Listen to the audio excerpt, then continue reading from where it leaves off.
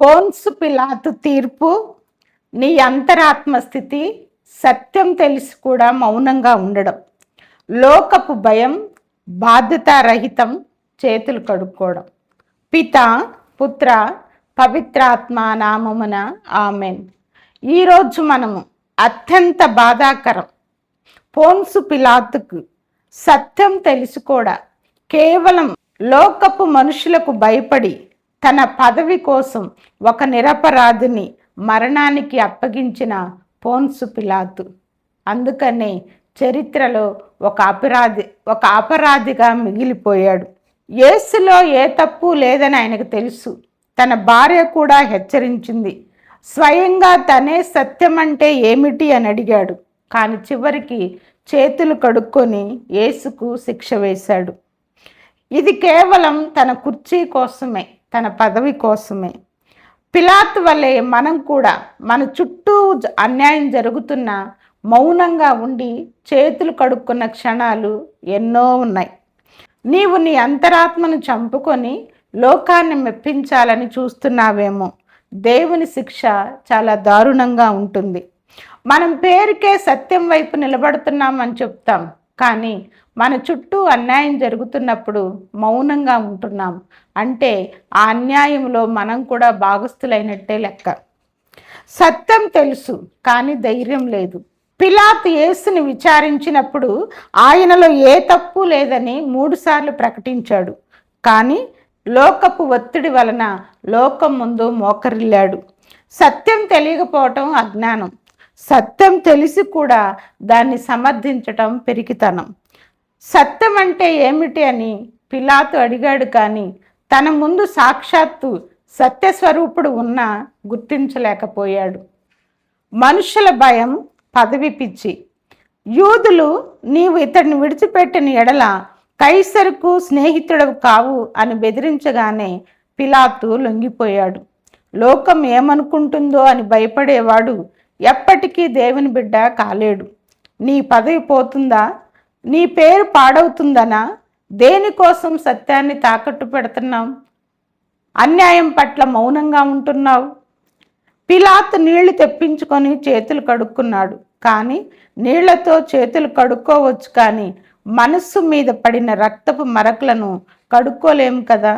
బాధ్యత నుండి తప్పించుకోవడం అంటే పాపంలో పాలు పంచుకోవడమే. నిరపరాధి అయిన యేసును వదిలి దొంగ అయిన బరబ్బాను విడుదల చేశాడు.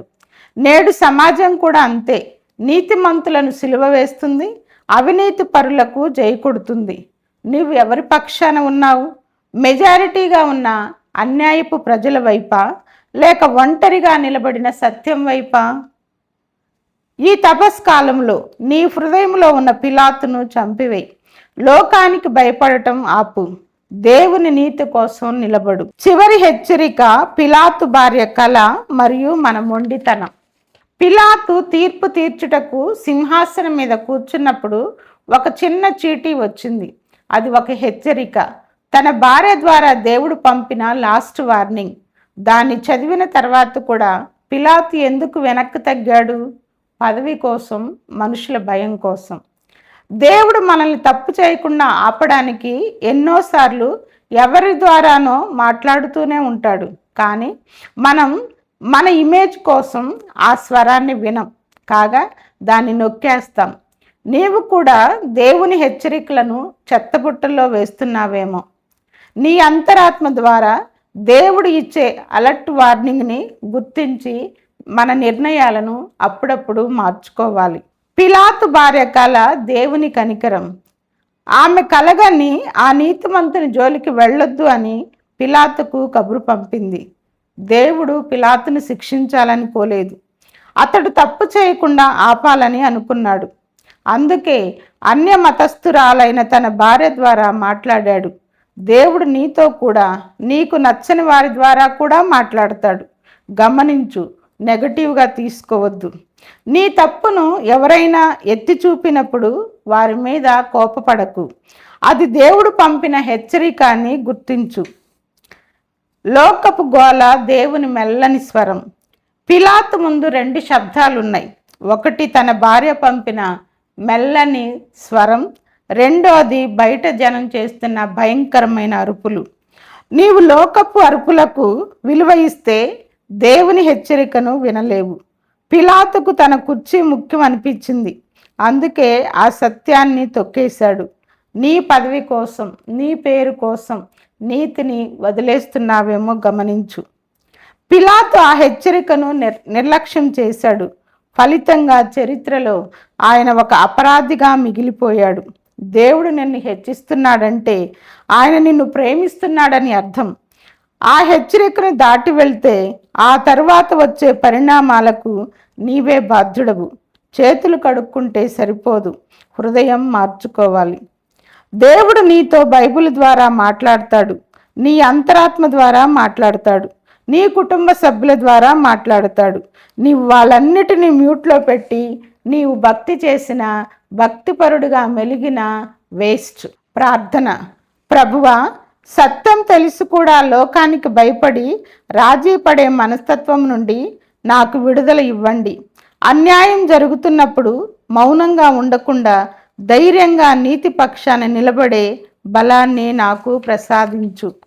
సత్యస్వరూపి అయిన దేవ, మా చుట్టూ ఉన్న గందరగోళంలో నీ మెల్లని స్వరాన్ని వినే చెవులను మాకు ఇవ్వండి.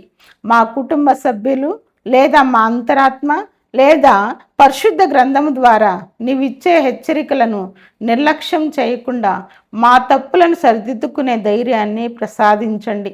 పిలాతు వలె లోకానికి భయపడకుండా నీకు భయపడేలా మమ్మల్ని దీవించండి. సత్య మార్గములో మమ్ము నడిపించండి. ఆమెన్. పితా, పుత్ర, పవిత్రాత్మ నామమున ఆమెన్. ఈ వీడియో మీకు నచ్చినట్లయితే లైక్ చేయండి, షేర్ చేయండి. మరికొన్ని ఆధ్యాత్మిక వీడియోల కోసం ఈ ఛానల్ని సబ్స్క్రైబ్ చేసుకోండి. Thank you. God bless you.